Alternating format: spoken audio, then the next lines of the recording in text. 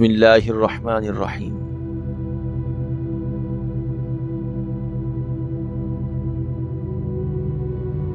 رشتوں کو مضبوط رکھنے کے 2 راز۔ جب آپ غلط ہوں تو اپنی غلطی تسلیم کریں، اور جب آپ صحیح ہوں تو خاموشی اختیار کریں۔ انسان سب کچھ بھول سکتا ہے سوائے ان لمحوں کے جب اسے اپنوں کی ضرورت تھی اور وہ دستیاب نہیں تھے۔ دنیا میں کبھی کسی اچھے انسان کو تلاش مت کرنا، خود اچھے بن جانا۔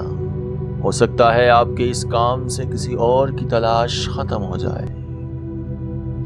جب تمہیں یہ یقین ہو جائے کہ میں اہل و عیال کی ذمہ داری اٹھا سکتا ہوں، فوراً شادی کر لو، فائدے میں رہو گے۔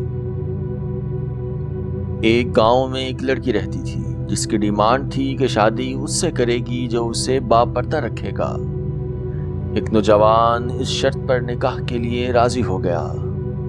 دونوں کی شادی ہو گئی۔ وقت گزرتا رہا، یہاں تک کہ ایک بیٹا پیدا ہو گیا۔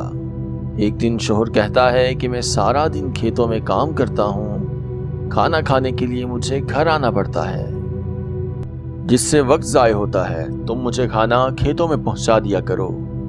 بیوی راضی ہو گئی۔ وقت گزرتے گزرتے ایک اور بیٹا پیدا ہو گیا، جس پر شوہر کہتا ہے کہ اب گزارا کرنا مشکل ہو گیا ہے اور تمہیں میرے ساتھ کھیتوں میں ہاتھ بٹانا پڑے گا۔ یوں وہ بے پردگی تک پہنچ جاتی ہے، اور تیسرے بیٹے کی پیدائش پر اس کا شوہر اسے مکمل بے پردگی تک لے آتا ہے۔ وقت گزرتا رہا، یہاں تک کہ اولاد بڑی ہو گئی۔ ایک دن یوں ہی بیٹھے بیٹھے شوہر ہنسنے لگتا ہے۔ بیوی سبب پوچھتی ہے تو شوہر کہتا ہے کہ بڑا تو پردہ کرتی تھی، آخر کار تیرا پردہ ختم ہو گیا، کیا فرق پڑا؟ پردے اور بے پردگی تو اب بھی ویسے ہی گزر رہی ہے۔ بیوی بولتی ہے کہ تم ساتھ والے کمرے میں چھپ جاؤ، میں تمہیں پردے اور بے پردگی کا فرق سمجھاتی ہوں۔ شوہر کمرے میں چھپ گیا۔ وہ اپنے بال بکھیرے رونا پیٹنا شروع کر دیتی ہے۔ پہلے بڑا بیٹا آتا ہے اور اپنی ماں سے رونے کا سبب پوچھتا ہے۔ کہتی ہے تیرے باپ نے مارا ہے۔ تو کوئی بات نہیں، وہ آپ سے محبت بھی تو کرتے ہیں، وہ آپ کا خیال بھی تو رکھتے ہیں، اور سمجھا کر چلا گیا۔ عورت پھر سے رونے کی ایکٹنگ کرتی ہے اور دوسرے بیٹے کو بلا کر بتاتی ہے کہ تیرے باپ نے مجھے مارا۔ بیٹے کو غصہ آ گیا اور وہ باپ کو برا بھلا کہتے ہوئے ماں کو سمجھا بجھا کر چلا گیا۔